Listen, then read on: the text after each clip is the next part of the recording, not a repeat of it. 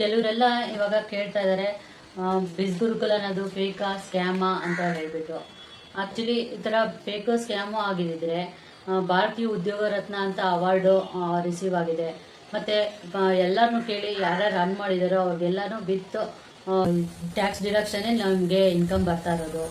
ಜೊತೆಗೆ MCA register ಕೂಡ ಆಗಿದೆ. ನೀವು ಬೇಕಾದ್ರೆ ಗೂಗಲಲ್ಲಿ ಹೋಗಿ ಸರ್ಚ್ ಮಾಡಿದ್ರೆ MCA ರಿಜಿಸ್ಟರ್ ಅಲ್ಲಿ ಅದರಲ್ಲಿ ನಮ್ಮ ಬಿಸ್ ಗುರುಕುಲ್ ನೇಮ್ ಕೂಡ ಅಪಿಯರ್ ಆಗುತ್ತೆ. ಅದನ್ನ ನೀವು ಚೆಕ್ ಮಾಡ್ಕೊಂಡು ನೋಡ್ಕೋಬಹುದು. ಸೆಕೆಂಡ್ ಕ್ವಶನ್ ಕಾಮನ್ಲಿ ಆಸ್ಕಿಡ್ ಕ್ವಶನ್ ಅಂತ ಹೇಳಿದ್ರೆ ಬಿಸ್ ಗುರುಕುಲ್ ಚೈನ್ ಲಿಂಕ್ ಇಲ್ಲಾಂದ್ರೆ MLM ಅಂತ ಹೇಳ್ಬಿಟ್ಟು.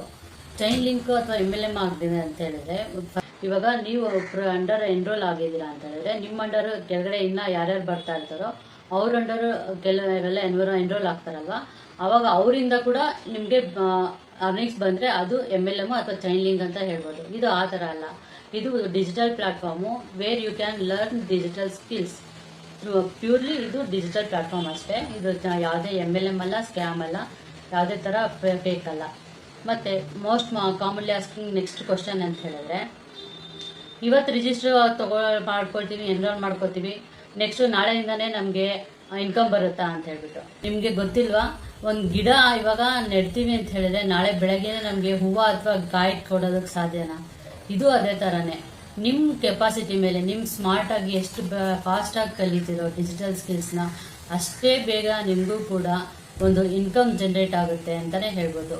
Priority is learning skills learn ಮಾಡ್ತಾ ಇದ್ರೆ ಖಂಡಿತ ನಿಮ್ಗೆ ಆದಷ್ಟು ಬೇಗ ಇನ್ಕಮ್ ಜನರೇಟ್ ಆಗುತ್ತೆ ಅಂತಾನೆ ಹೇಳ್ಬೋದು. ನೆಕ್ಸ್ಟ್ ಜಾಸ್ತಿ ಕೇಳೋವಂಥ ಕ್ವಶನ್ಸ್ ಏನಂತ ಹೇಳಿದ್ರೆ ನಾವು ಇದಕ್ಕೆ ಫೀಸ್ ಕೊಡಲೇಬೇಕಾ, ಫ್ರೀಯಾಗಿ ಎನ್ರೋಲ್ ಆಗಕ್ಕಾಗಲ್ವಾ ಅಂತ ಹೇಳಿದ್ರು.